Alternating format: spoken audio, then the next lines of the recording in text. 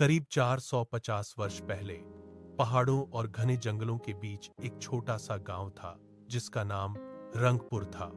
उस गांव की सबसे बड़ी परेशानी यह थी कि वहां के लोगों के पैरों में ताकत नहीं थी। कोई जन्म से चल नहीं सकता था तो किसी के पैर इतने कमजोर थे कि वे दूर तक सफर नहीं कर पाते थे। इसलिए गांव वाले हमेशा दुखी रहते थे क्योंकि पास के गांवों में जाने के लिए बड़े जंगल और नदियां पार करनी पड़ती थीं।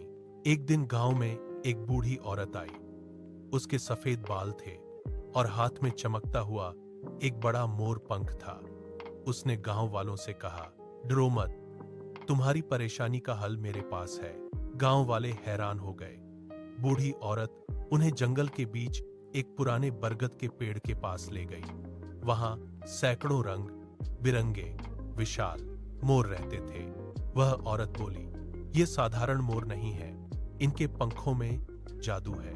उसने एक बड़ा मोर पंख उठाया और गांव के एक लड़के गोपाल को उस पर बैठने के लिए कहा।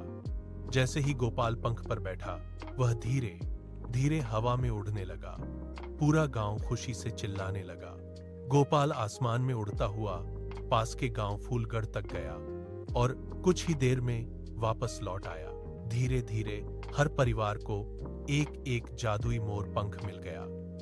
जिन लोगों के पैरों में कोई साधन नहीं था, वे अब आसानी से एक गांव से दूसरे गांव उड़कर जाने लगे।